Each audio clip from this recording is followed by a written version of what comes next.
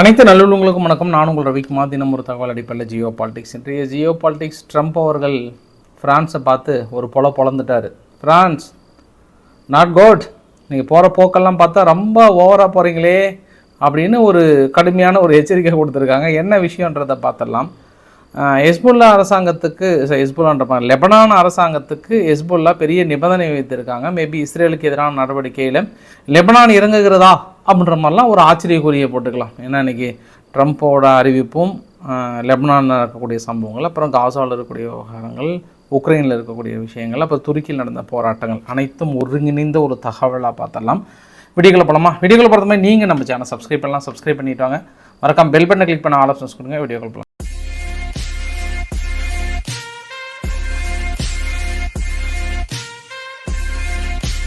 நிறைய பேர் தகவலை அறிய வேண்டும் என்று ஆவலுடன் வந்திருக்கிறீர்களா?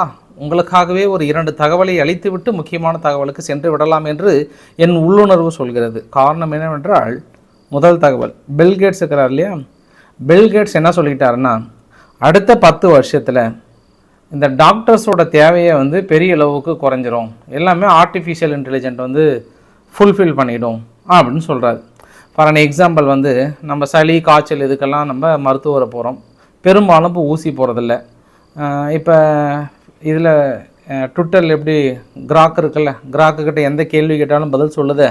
அதே மாதிரி தான் ஆர்டிஃபிஷியல் இன்டெலிஜென்ட்டும், ஹலோ எனக்கு இது மாதிரி உடம்பு சரியில்லை, என்ன மாத்திரை முழங்கலாம் அப்படின்னா ஒரு மாத்திரை லிஸ்ட்டே வந்துடும். இப்போ நம்மளுக்கு ஏதாவது இடுப்பு வலி, கால் வலி அது மாதிரி வந்ததுன்னா நம்ம ஓடி போய் சிடி ஸ்கேன் எடுத்து அந்த ஸ்கேன் நம்ம இமேஜ் அங்கே அனுப்பி அதுக்கு என்னெல்லாம் வலி அப்படின்னு சொன்னால் அதுக்கான பதிலும் வந்துடுமா. இன்னும் 10 வருஷத்தில் பெரும்பாலும் ஆப்ரேஷனை தவிர, ஆப்ரேஷன் கூட ஆர்டிஃபிஷியல் இன்டெலிஜென்ட் பண்ணுவதற்கு நிறைய வாய்ப்புகள் இருக்குது. அதனால் டாக்டரோட தேவையே பெரும்பாலும் ரீப்ளேஸ் பண்ணுறதுக்கு வாய்ப்புகள் இருக்குது அப்படின்னு சொல்லியிருக்காங்க. அது வேணால் கரெக்டு தான். இப்பயே நம்மளே பாதி டாக்டர் தான். சளி காய்ச்சல் எது வந்தாலும் நம்மளே மாத்திரை முழுங்கிடுறோம். ரொம்ப முத்தனா தான் நம்ம போகிறோம். அதுக்குமே அங்கே ஆர்டிஃபிஷியல் இன்டெலிஜென்ட் வந்துடும்ன்ற மாதிரி சொல்கிறாங்க. இது எதற்காக நான் சொல்கிறேன் அப்படின்னா, நம்ம குறிப்பாக தமிழ்நாட்டு பெற்றோர்களுக்கு என்ன, ஒரு பையனோ பொண்ணோ இப்போ மருத்துவம் படிக்கணும் அப்படின்னா நீட்டில் கிடைக்கலன்னா 3 வருஷம் 4 வருஷம் போட்டு அவனை படின்னு படிக்க வச்சு அவனை போட்டு ப்ரெஷரை கொடுத்து 3ஆவது வருஷமும் தான் ஃபெயில் ஆகிட்டோமேன்ற கவலையில் இன்றைக்கி 3ஆவது வருஷமோ 4ஆவது வருஷமோ ஃபெயில் ஆகிட்டோன்ற கவலையில் அவங்க தற்கொலை பண்ணிக்கிறாங்க. இப்போ என்னென்னா, அந்த 3 வருஷத்துக்கு அப்புறம் அவங்க டாக்டர் சீட்டை எடுத்து அங்கே ஒரு 5 வருஷம் படித்து, அதுக்கப்புறம் கவர்மெண்ட் ஹாஸ்பிட்டலில் 1 வருஷம், 6 வருஷம் தொடர்ந்து படித்தாலுமே போயிட்டு ஒரு தனியார் ஹாஸ்பிட்டலில் ஒர்க் பண்ணோம் அப்படின்னா இப்போ டாக்டர்ஸுக்கு 18,000லேருந்து 20,000க்கு மிச்சம் சம்பளம் கிடையாது. 15 ரூபா தான் சம்பளம் கொடுக்குறாங்க. சரி, இவ்வளோ முட்டி மோதி கஷ்டப்பட்டு படித்து பிஜி போகணும் அப்படின்னா பிஜி அதை விட ரிஸ்க்கு. இப்போ நம்மளுக்கே, இப்போ எனக்கே சளி வந்தாலும் எம்பிபிஎஸ்ஸா ரிஜெக்டடு, பிஜியா செலக்டடு, அங்கே போய் பார்த்துட்டு வா அப்படின்ற ஒரு முடிவு மனநிலை வந்துட்டோம். நாளைக்கு பிஜியே முடித்தாதான் நம்ம டாக்டருக்குன்னு ஒரு கௌரவம் இருக்கும். அதெல்லாம் நினச்சி பார்த்தா பாதி தாத்தாவாகிடுவாங்க முடிச்சுட்டு வரதுக்குள்ளே.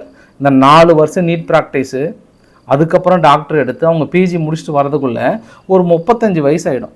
35 வயசுக்கு அப்புறம் அவங்க கல்யாணம் பண்ணி குழந்தை பெற்று அந்த குழந்தைக்கு அவங்க வாழ்க்கையை அமைச்சு கொடுக்கறதுக்குள்ளே அது அவங்க வாழ்க்கையே வீணாக போயிடும். அதனால் பெற்றோர்களே, மருத்துவம் மட்டுமே இந்த உலகில் படிப்பல்ல, அதை விட சிறந்த படிப்பு நிறைய இருக்கிறது. எந்த குழந்தை மருத்துவம் இருக்கிறதோ அந்த குழந்தையோட எதிர்காலம் ரொம்ப கவலை அளிக்கக்கூடியதாக இருக்கிறது. அதையும் ஒரு சைடில் பார்த்துக்குவாங்கன்றது சைடு கேப்பில் ஒரு பிட்டை போட்டு போயிடலான் இருக்கேன். என்ன ரொம்ப ப்ரெஷருங்க. நம்மளுக்கு தெரிஞ்ச சொந்தக்காரங்க கூட 3 வருஷமாக படிக்க வைக்கிறாங்க நீட்டு. என்னங்க, ஒரே வருஷம் ட்ரை பண்ணிட்டு அடுத்த எஜுகேஷன் போயிட்டே இருக்கிறத விட்டுட்டு அவங்களுக்கெல்லாம் இந்த செய்தியை சொல்லுங்கள்.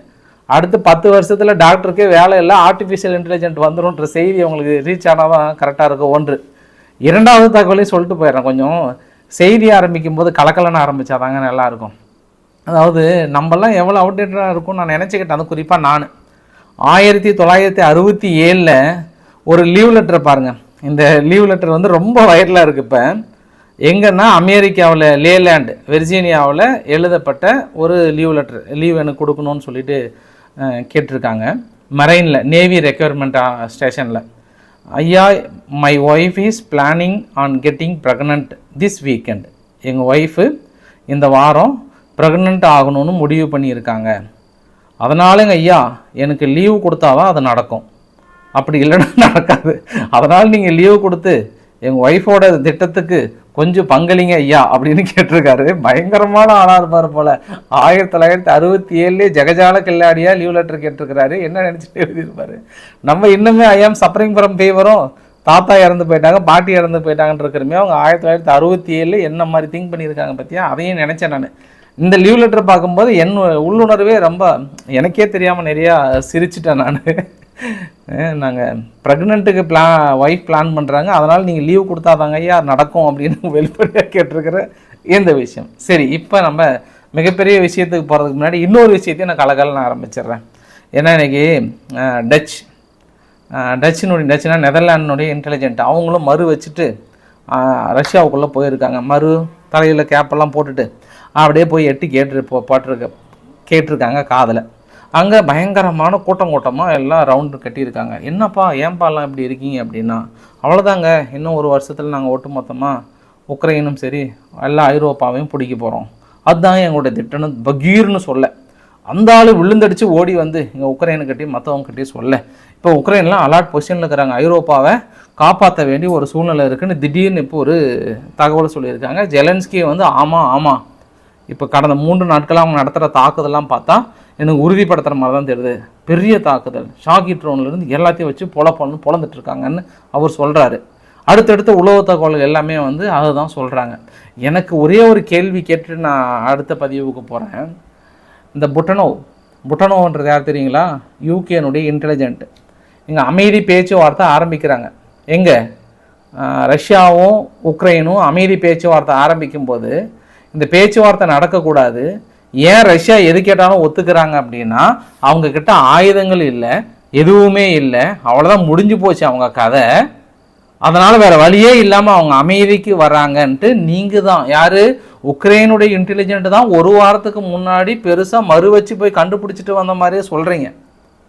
இல்லை திடீர்னு இன்னைக்கு இப்படி ஒரு தகவலை சொன்னால் எந்த தகவலை நம்ம நம்புறது சொல்லுங்கள்? திடீர்னு நாங்கள் நேற்று ஒரு தகவலை சொல்கிறீங்க, கேட்டால் எங்கள் உளவு தகவல் சேகரிச்சதுன்றீங்க.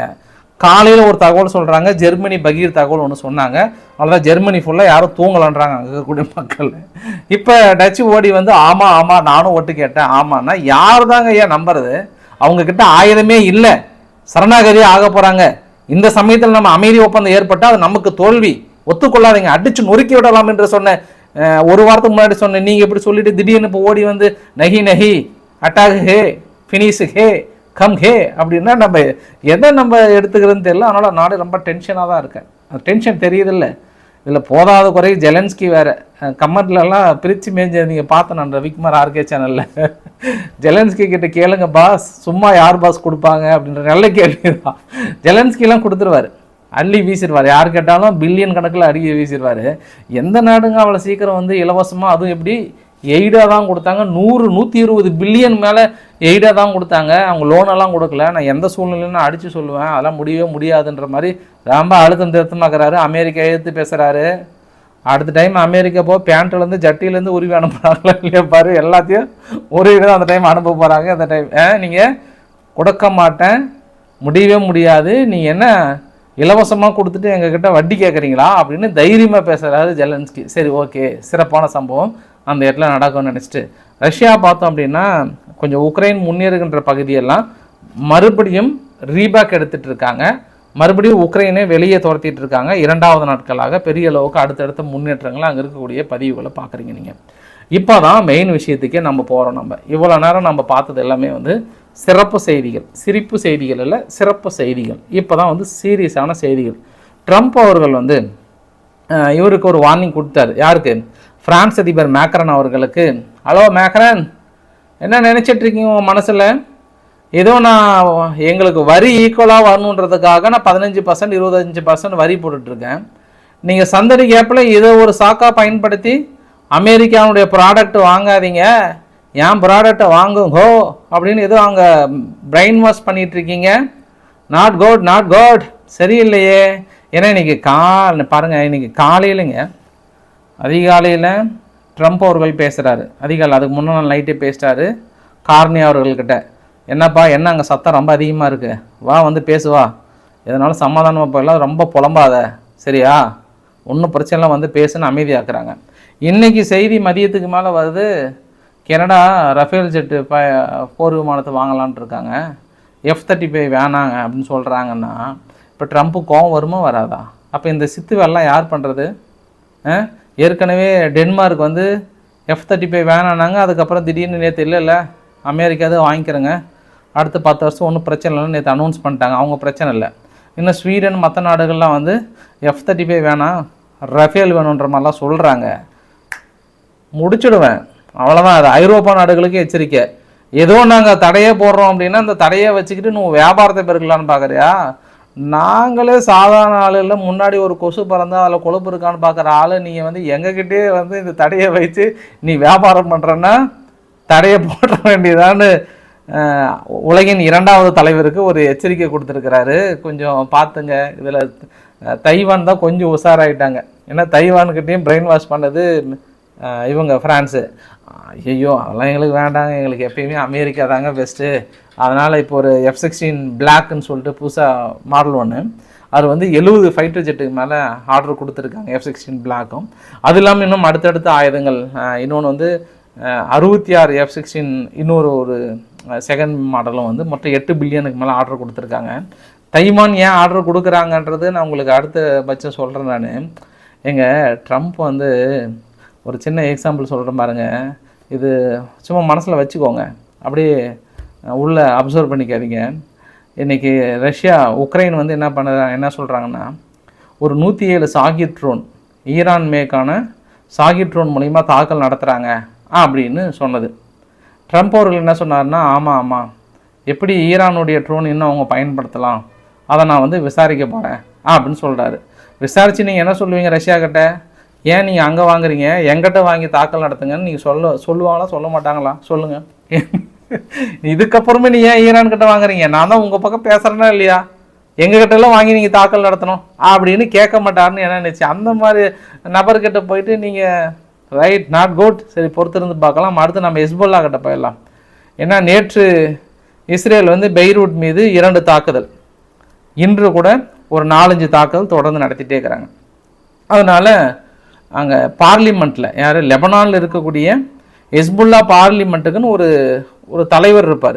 இப்போ இங்கே ஒவ்வொரு கட்சிக்கும் ஒரு கொறடா இருப்பாங்கல்ல, அதாவது சட்டமன்றத்தில் நாடாளுமன்றத்துக்குன்னு அந்தந்த கட்சிக்குன்னு ஒரு தலைவர் இருப்பாங்கல்ல. அந்த மாதிரி இப்போ திமுகவுக்கு வந்து கனிமொழி அவர்கள் இருக்காங்கல்ல, அந்த மாதிரி ஹெஸ்புல்லாவுக்குன்னு ஒரு தலைவர் இருக்கிறார். அவர் என்ன பண்ணிட்டாரு, ஒட்டுமொத்த பாராளுமன்றத்தை முடக்கிட்டார். எனக்கு பதில் சொல்லிட்டு போங்கோ, என்ன நினச்சிட்டு இருக்கீங்க நீங்கள்? தொடர்ந்து எனிமீஸ்ன்னு அவங்க யார் சொல்கிறாங்கன்னா இஸ்ரேலை சொல்கிறாங்க. இஸ்ரேல் வந்து லெபனான் மீது தாக்கல் நடத்திட்டே இருக்கிறாங்க. நீங்கள் வந்து கண்டனம் தெரிவிச்சிட்டே இருக்கிறீங்க, அதேமாரி தாக்கல் நடத்திட்டே இருக்கிறாங்க. நாங்கள் இஸ்ரேல் மீது தாக்கல் நடத்தலைன்றதை ப்ரூவ் பண்ணிட்டோம், எல்லாத்தையுமே சத்தியம் கூட பண்ணிட்டோம். ஏன்னா நாங்கள் அமைதி ஒப்பந்தத்தில் நாங்கள் கடைசி வரைக்கும் ஈடுபடுறோம், நீங்கள் பார்த்துக்கோங்க, உங்கள் பிரச்சனை நீங்களாச்சு இஸ்ரேலாச்சு நாங்கள் ஒதுங்கிக்கிறோன்னு சொல்லிட்டோம்.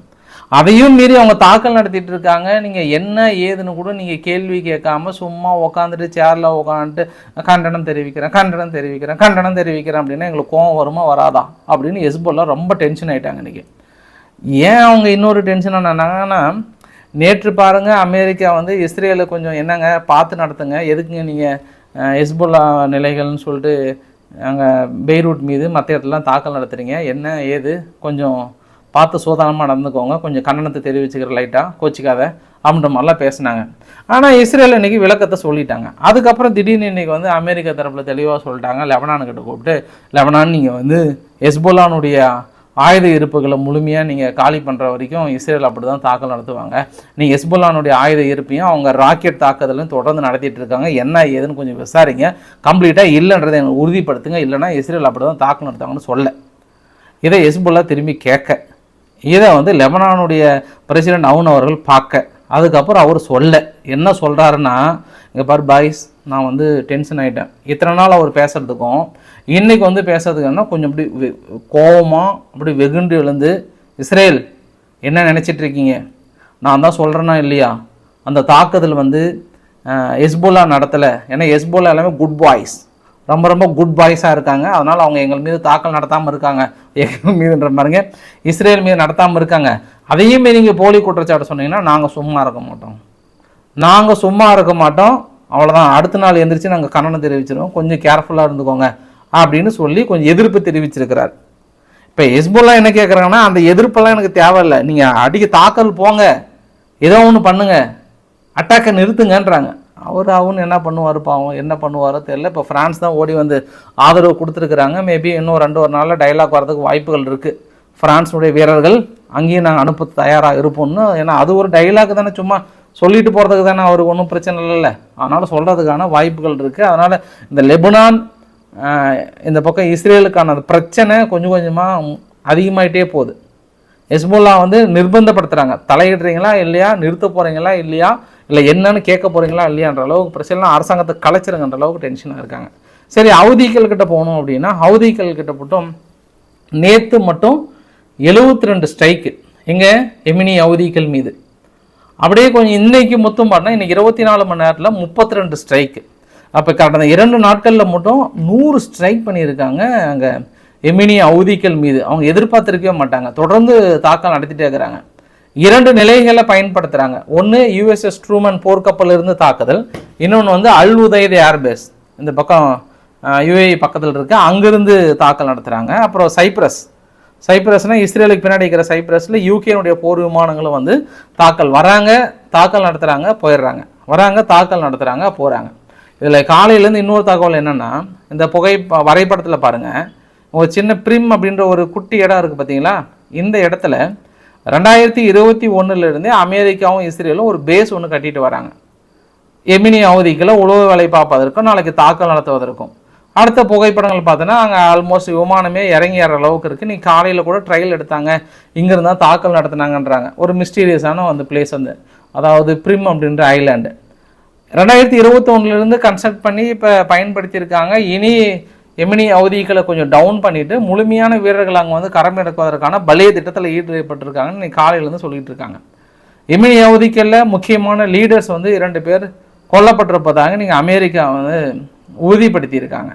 தொடர்ந்து தாக்குதல் இன்னும் நாங்கள் அடுத்தடுத்து நடத்த தான் போகிறோன்ற மாதிரி சொல்லியிருக்காங்க. ஸோ என்ன விதமான பதிலடிகள் கொடுக்க போகிறாங்கன்னு தெரியல, பொறுத்திருந்து பார்க்கலாம். ஏன்னா எமினி ஹவுதிகள் இதுக்கு முன்னாடி கப்பல் மீதெல்லாம் தாக்கல் நடத்தினாங்க, இதுக்கு முன்னாடி பைடன் இருந்த காலத்தில்.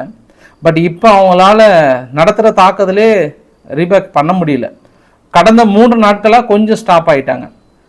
அங்கே நடத்துகிறதையே அவங்க இன்னும் ஹோல்டு பண்ண முடியல. ஏன்னா இவங்க எந்த இடத்துல ராக்கெட் தளம் வந்து ஏவுறாங்களோ இஸ்ரேல் மீது, இல்லை அமெரிக்கா போர்க்கப்பல் மீது ஏறாங்கன்னா அந்த இடத்தையே குறி வைத்து அடுத்தடுத்து முடிக்கிறாங்க அமெரிக்கா. அதனால் தொடர்ந்து குறி வைக்கப்படுகிறது. சரி, அங்கே தான் அப்படின்னா காசாவுக்குள்ளாரையும் பார்த்தோன்னா ஒரு குறிப்பிட்ட பகுதியிலிருந்து மக்களை அவசரமாக வெளியேற சொல்லிட்டு ஒரு 3 இடத்துல ஹல்சனா ஏரியான்னு சொல்லிட்டு வெஸ்ட்டு காசா சிட்டிலையும், அப்புறம் இன்னொன்று வந்து அல் அக்ஸா மருத்துவமனை பக்கத்தில் ஒரு தாக்குதலும், ஹல் சினா ஸ்ட்ரீட்னு சொல்லிட்டு 3 இடத்துல அடுத்தடுத்த தாக்குதல்களை நிகழ்த்தியிருக்காங்க. அந்த அங்கே இருக்கக்கூடிய தகவல்கள், அமெரிக்காவுடைய தகவல் என்ன சொல்கிறாங்க அப்படின்னா, ஆல்மோஸ்ட் நம்ம மறு வச்ச ஆள் போய் அங்கே உறுதிப்படுத்திட்டாருங்க. உறுதிப்படுத்திட்டு வந்து நம்மக்கிட்டே சொல்லிட்டாரு என்னென்னா, இன்னும் ஒரு 2 மாதத்துக்குள்ள ஈரான் அணு ஆயுதத்தை கேன்சல் பண்ணலாம், பர்மனெண்ட்டாக பண்ணல அப்படின்னா அந்த இடத்த பர்மனெண்ட்டாகவே அழிச்சிடுங்கன்னு ஒரு உத்தரவு கொடுத்து, அதனால தான் இந்தியன் ஓஷன் பக்கத்தில் அந்த வரைபடத்தில் பார்க்குறீங்க இல்லையா, இங்கே வந்து டியாகோ கார்சியா சாகோஸ் ஐலாண்டு.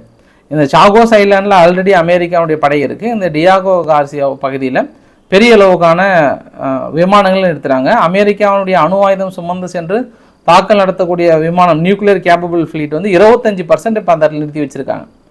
போர் பயிற்சிகளை மேற்கொள்கிறாங்க. இந்த 1 மாதத்துக்கு பெரிய அளவுக்கு தயாராக இருக்காங்க. தொடர்ந்து நம்ம இந்த தகவலை வந்து சொல்லிகிட்டு இருக்கிறோம். அது குறிப்பாக யாருக்கு சேர்ந்தது அப்படின்னா, இந்த பக்கம் மொரீஷியஸுக்கு சேர்ந்தது. மொரீஷியஸ் வந்து சுதந்திரம் கொடுக்கும்போது யூகே பிடிச்சி வச்சுக்கிட்டாங்க. அப்புறம் யூகே என்ன பண்ணாங்க, அந்த 70 வருஷ அக்ரிமெண்ட்லாம் முடிஞ்சதுக்கப்புறம் அவங்க விவரமாக அமெரிக்கா கிட்ட அக்ரிமெண்ட் போட்டு அமெரிக்கா கிட்ட வித்துட்டாங்க. அமெரிக்கா வீட்டோ அதிகாரத்தை கொண்டு வந்து இப்போ முடியாதுன்னு சொல்கிறாங்க. அதுவே பிரச்சனை இருக்கும்போது இவங்க கொண்டு போயிட்டு அணு ஆயுதங்கள் சுமந்து சென்ற மொத்தத்தையும் கொண்டு வந்து நிறுத்திட்டாங்க. பெரிய பிரச்சனை பண்ணிக்கிட்டு இருக்காங்க. அதனால் இப்போதைய நிலைமைக்கு ஈரான் மீது தாக்குதலை உறுதி பண்ணுறாங்க. ஹவுதிகள் மீது முடிச்சுட்டு அடுத்து ஈரான் மீது கை வைப்பதற்கு பிளான் பண்ணுறாங்க. எல்லாம் இஸ்ரேல் பண்ணுற பிளானை இப்போ அமெரிக்கா எக்ஸிக்யூட் பண்ணிகிட்டு இருக்காங்க அப்படின்னு தான் நம்ம சொல்ல முடியும். ஈரானுடைய ஐஆர்ஜிசியினுடைய கமாண்டர், நேவி கமாண்டர் என்ன சொல்லிட்டாருன்னா, ஐயா இது சாதாரண பிளேஸ் கிடையாது, நீங்கள் பாட்டு அடிச்சுட்டு ஓடிடலான்னு நினைக்கிறீங்க, எங்கே ஓடினாலும் விடவே மாட்டோம். நீங்கள் பாட்டு ஹிட் அண்ட் ரன்னு நினச்சிட்டிங்களா, எங்கேனாலும் சரி துரத்திட்டு வந்தாலும் முடிச்சுடுவோம் உங்கள் கதையை. குறிப்பாக கல்ஃப் ஆஃப் மெக்சிகோ எங்கே இருந்தாலும் சரி முடிச்சுடுவோம். நீங்கள் ஈரானை மட்டும் சாதாரணமாக நினைச்சிடாதீங்க. கதை காலி பண்ணிட்டு தான் மற்ற வேலையான்ட்டாங்க. இந்த ஈரான் இல்லைன்னு சொல்லிட்டு தனது கடுமையான எச்சரிக்கை கொடுத்துருக்காங்க. ஸோ தொடர்ந்து அந்த பகுதியில் ஒரு பிரச்சனை பூமியாக போயிட்டு தாங்க இருக்குது. ஃபைனல் வீடியோ நிறைவு பகுதியில் சிரியாவுக்குள்ளார அங்கே இருக்கக்கூடிய சிட்டிசன், அமெரிக்காவோட சிட்டிசனை இமீடியட்டாக வெளியேறுங்கன்ட்டாங்க. என்ன பெரிய பிரச்சனை வரப்போது, அங்கங்கே தாக்கல் நடத்துறதுக்கு வாய்ப்புகள் இருக்குது. அப்படி இப்படி ஆச்சா போச்சா ஹோச்சா உடனே கிளம்புங்கப்பா, சீக்கிரம் குளிச்சிருந்தா கூட துண்டோடு கிளம்புங்கன்ற அளவுக்குலாம் ரொம்ப அவசரமாக சொல்லியிருக்கிறாங்க. கொஞ்சம் பார்த்து சூதானமாக இருங்கன்றா சொல்லியிருக்காங்க. துருக்கியில் நடத்தப்படுகிற போராட்டங்கள் குறைந்திருக்கிறதா என்றால் இன்று 2.2 மில்லியனுக்கு மேலே இமாம் மோக்லு அவர்களுக்கு ஆதரவாக மிகப்பெரிய ஒரு போராட்டத்துக்கான வீடியோ காட்சிகளை நீங்கள் பார்க்குறீங்க. உடனடியாக தேர்தலை ரத்து செய்ய வேண்டும், துருக்கி அதிபர் எரடகன் அவர்கள் பதவி விலக வேண்டும், ஒளிய துருக்கி அதிபர் எரடகன் ஒளிய. ஐயோ, இதை வேறு நான் சொல்லிட்டேன்னா இப்படி தாங்க. ஸ்வீடனுடைய பத்திரிகையாளர் கொஞ்சம் எரடகன் அவர்களை பற்றி நெகட்டிவாக பண்ணவொடனே பிடிச்சி ஜெயிலில் போட்டாங்க. பிடிச்சி ஜெயிலில் போட்டு தூக்கு தண்டனை கொடுங்கன்ற அளவுக்கு ரொம்ப ஸ்ட்ரிக்டாக ஆகிறாராம். இந்த மாதிரி பத்திரிகையாளர் மட்டும் நிறைய பேர் கைது பண்ணியிருக்காங்களாம். நல்ல வேலை அங்கேருந்து இங்கே கைது பண்ண மாட்டாங்கன்ற தைரியத்தில் நம்ம என்னென்ன பேசலாம், ஒன்றும் பிரச்சனை இல்லை. அதனால் பத்திரிகையாளர்கள் கைது இது எல்லாம் தாண்டி துருக்கி அதிபருக்கு எதிரான அந்த போராட்டம் பெரிய அளவுக்கு வெடித்திருக்கிறது. ஃபைனலாக அந்த போராட்டத்துக்கு முக்கியமான நபரை கைது பண்ணிட்டாங்க. இந்த புகைப்படம் 1000 அர்த்தங்களை சொல்லும். இதற்கான இறுதி வீடியோ பதிவு நேற்று போட்டிருந்தேன். நேற்று வீடியோ பதிவு இறுதி வரைக்கும் பார்த்தவங்களுக்கு இந்த புகைப்படம் கிளியராக புரியும். கிளைமேக்ஸ் மியான்மாரில் குறிப்பாக அந்த பூகம்பத்தால் 1644 பேர் இது வரைக்கும் இறந்துருக்காங்க. அப்ராக்சிமேட்டாக 2000லேருந்து 3000 வரைக்கும் போகிறதுக்கு வாய்ப்புகள் இருக்குதுன்னு சொல்கிறாங்க. இந்தியா உதவிக்கு அப்புறம் சீனா உதவி செஞ்சுருக்காங்க, ரஷ்யானுடைய வீரர்கள் வந்திருக்காங்க, இப்போ அமெரிக்கா அனுப்புகிறாங்க, இஸ்ரேல் அனுப்பியிருக்காங்க. நிறைய நாடுகள் உதவி செய்வதற்கு அடுத்தடுத்து களம் இறங்கியிருக்காங்க.